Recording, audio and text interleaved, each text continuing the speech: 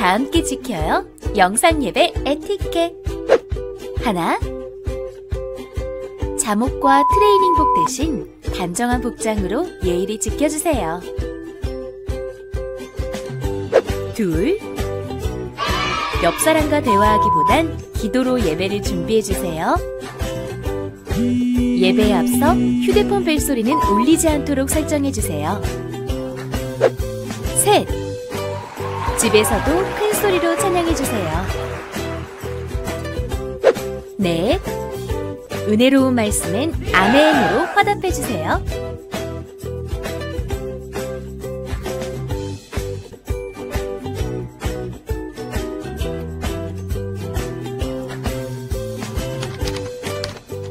드려요. 다 함께 예배를.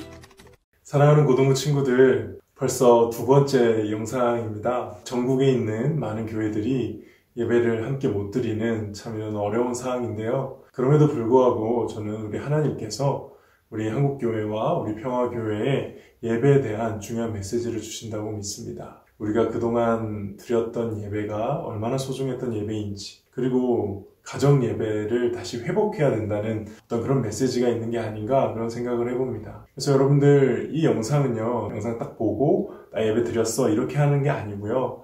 예배는 우리 유튜브에 나와 있는 대예배를 처음부터 끝까지 가족들과 함께 드려주시고, 거기에서 이제 추가적으로 우리 고등부의 이제 일원으로서 함께 나누는 시간, 그런 묵상을 나누는 영상으로 사용해 주시면 감사하겠습니다. 다시 말씀드립니다. 이 영상 지금 아직 예배를 안 들으시고 이 영상부터 켰다면 잠깐 끄시고 예배를 드리고 다시 와주시면 감사하겠습니다.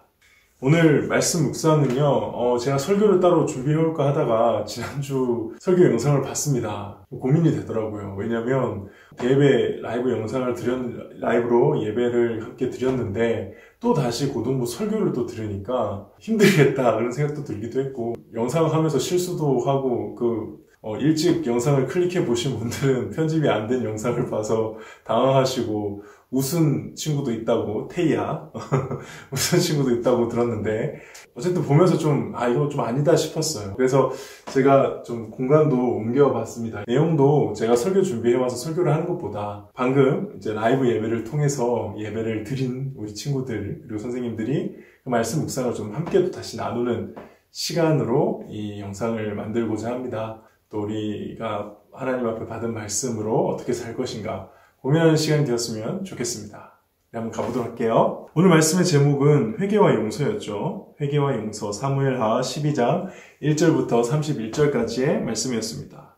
내용은 우리가 너무 잘 알고 있는 이야기죠. 다윗이 바세바와 간음의 죄를 범한 이후에 우리아를 죽이는 살인죄까지 범한 이후에 그 죄를 회개하고 돌이키는 그런 내용이 오늘 본문이 되겠습니다. 오늘 본문 말씀, 특히 우리 담임 목사님 설교 말씀을 통해서 좀 3가지 정도는 저는 개인적으로 묵상을 깊이 해보면서 적용을 한 부분이 있는데요. 첫 번째가 죄란 본질적으로 무엇인가 하는 부분입니다. 죄란 무엇인가? 오늘 설교 말씀에 의하면 죄는 결국 하나님을 업신여기는 것이 죄입니다. 9절과 10절에 보니까 그런데 어찌하여 내가 여호와의 말씀을 업신여기고 나 보기에 악을 행하였느냐. 10절에 보니까 이제 내가 나를 업신여기고 햇사람 우리아의 아내를 빼앗아 내 아내로 삼았은즉, 죄의 본질은 하나님을 업신여기는 거라는 겁니다.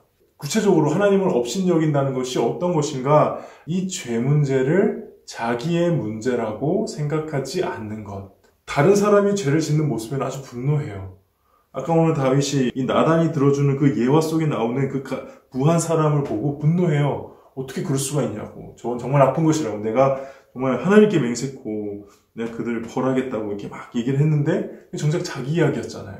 자기 이야기인지 모르고 산다는 거죠. 성경에 나오는 이 다윗의 범죄들, 간음죄들, 살인죄가 내 이야기라고 생각하고 본문을 보는 사람들, 설교를 듣는 사람들이 많이 없다는 거죠. 이게 바로 하나님을 업신여기는 죄라는 것입니다. 오늘 이 죄가 본질적으로 무엇인가? 하나님을 업신여기는 거다. 어떻게 해서 하나님을 업신여기는 것인가?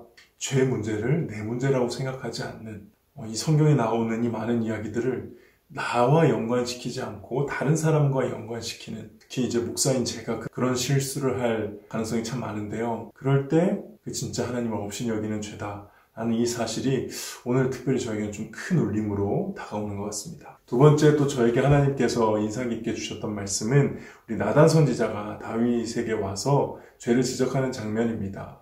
나단이 다윗의 죄를 지적할 때에 그 죄를 확정하는 방법이 다윗이 지은 죄에 대한 물증을 제시한 게 아니라 하나님의 말씀을 전했죠. 하나님이 이렇게 말씀하셨다라고 하나님의 말씀을 근거로 다윗의 죄를 지적합니다.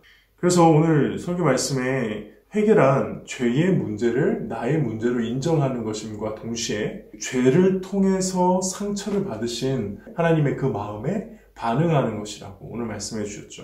우리가 죄를 지을 때 하나님께서 상처를 받으시거든요.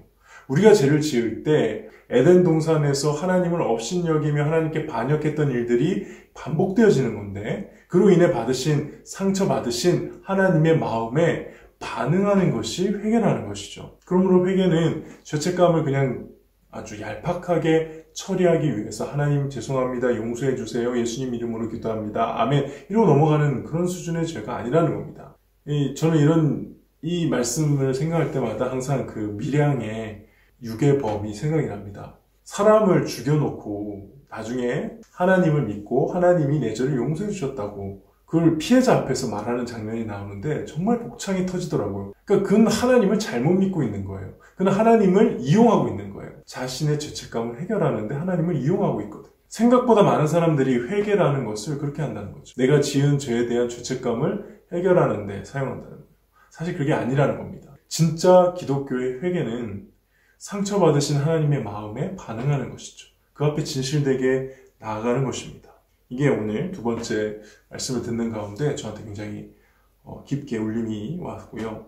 세 번째는 죄를 사하셨다라는 말씀 13절이죠. 하나님께 다윗이 회개를 했을 때 하나님께서 죄를 즉각적으로 용서를 해주시는 장면에서 이런 표현을 하시죠. 죄를 사하셨다. 오늘 이거 원어로 보니까 목사님이 뭐라고 말씀하셨나요? 건너가다, 옮겨가다라고 하셨죠. 저는 이거 오늘 처음 알았습니다. 건너가다, 옮겨가다. 누구한테요? 아들한테 옮겨갔지 않습니까? 그래서 아들한테 옮겨가서 그 죄값으로 아들이 죽는. 그리고 다음 두 번째 아들이 누구였나요? 솔로몬, 평강이라는 이름의 솔로몬이었고 이 솔로몬의 또 다른 이름이 여디디야. 여호와의 사랑을 받은. 그러니까는 나중에 이 두 아들의 모습은 나중에 우리를 위해서 우리의 죄를 대신 받아 죽으시고 부활하시는 평강의 왕, 하나님의 사랑하시는 아들 예수 그리스도를 예표하는 그 장면인 것을 오늘 말씀해 주셨는데요. 중요한 것은 죄가 없어지는 것이 아니라 옮겨간다는 겁니다. 죄는 없어지는 게 아니에요. 옮겨가는 거예요. 그래서 우리는 이렇게 얘기하죠. 하나님이 우리의 죄를 사하셨다. 그때 그 사하신다는 것은 그냥 없던 걸로 해주신다가 절대 아닙니다. 하나님이 우리의 죄를 사하신다는 것은 하나님이 우리의 죄를 예수님에게 옮기셨다는 거거든요.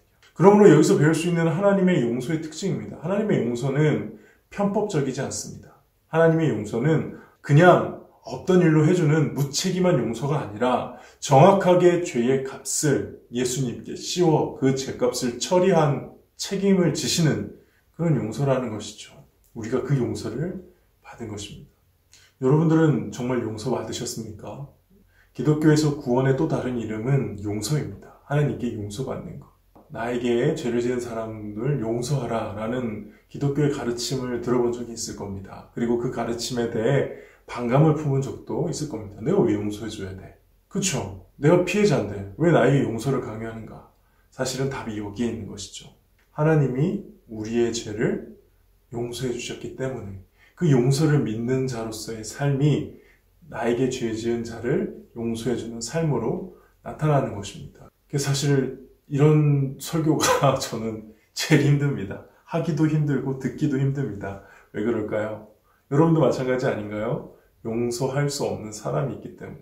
용서 쉽지 않습니다. 용서 어렵습니다. 근데 그 용서를 할 수 있는 그 유일한 방법은 내가 어떻게 용서받았는지를 다시 깨닫는 것에 있다고 생각합니다.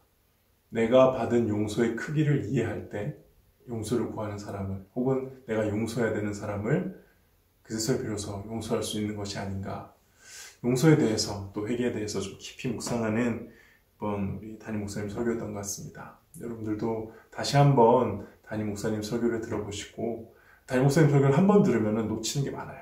꼭 한 번 더 들어보시고 내 삶에 어떻게 용서하며 살아야 될지, 또 나는 어떻게 하나님 앞에서 용서를 받은 자인지, 또 회개해야 되는지 한번 고민해 보시는 이번 주 되시기를 간절히 바랍니다.